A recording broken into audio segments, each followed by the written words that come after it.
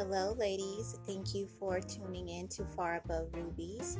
Today, we're going to talk about born again virgins. Is this thing called born again virgins? Is this a real thing? Is this something that women could actually become?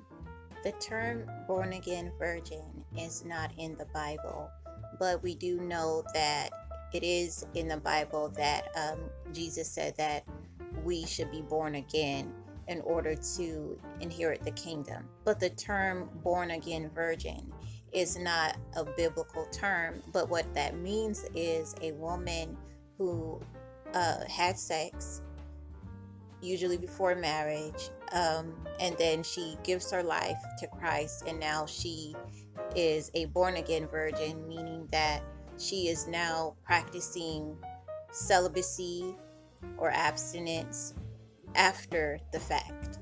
For example, I would be considered a born again virgin because I lost my virginity before marriage and I've been celibate for about 6 years now. So I would be classified as a born again virgin. But personally, I don't like that terminology. I don't use it. I just say that I'm celibate, even though the word celibate technically is not the right term either. But the question is, can a woman really get her purity back? Can she really get back the innocence that she had as a virgin? Can she get back the ability to pair bond, meaning to actually become one with someone, to cleave to someone, to cleave to her partner? Can she get that back? Can she go back to not knowing or not remembering what it's like to actually be sexually active, what a penis feels like, and all of that stuff? Can she actually go back to being just like a virgin? The truth is, no, we cannot. After you have already done these things, you remember what it's like to do these things. You remember what it feels like to be with a man. You remember the pleasure or even pain that you experienced from losing your virginity and the experiences that you had after that. You remember that. So the innocence that you once had, that is gone. Not saying that you are no longer innocent, but that type of innocence or that level of innocence is gone. That doesn't mean you're not forgiven by God by what you did, and it doesn't mean that you're going to go to hell or something. But there are things that we just experienced as humans that we remember, and those things are in our psyche and in our DNA. If a man has ejaculated in you before, then his DNA or their DNA is still in you.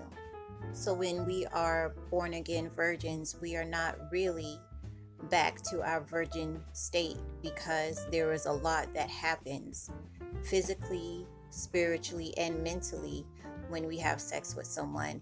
And when we are born again, so those effects are still there. It doesn't mean that we can't overcome some of the negative effects or whatever, but we still have memories, and we just know what we've been through and know what we experienced. And so that purity that you have when you are a virgin is just not with someone who is a born again virgin.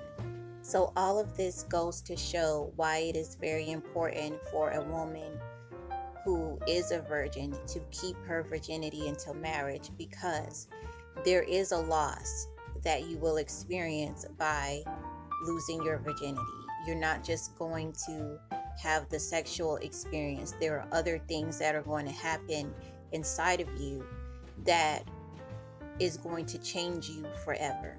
And those of us who are so-called born again virgins, we're going to have to understand that we are not virgins again. What we're doing is a good thing, and we should continue on the journey that we are on.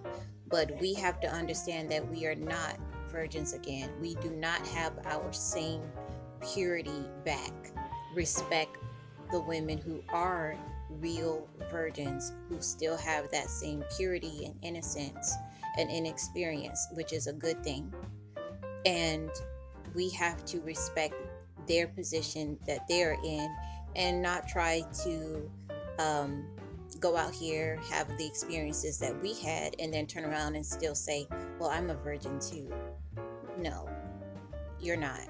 And so we have to respect our virgin sisters and the journey that they are on, and understand that we are on a different journey. Hopefully you found this video helpful. If so, please like, share, and subscribe to Far Above Rubies. Thank you so much for watching. God bless.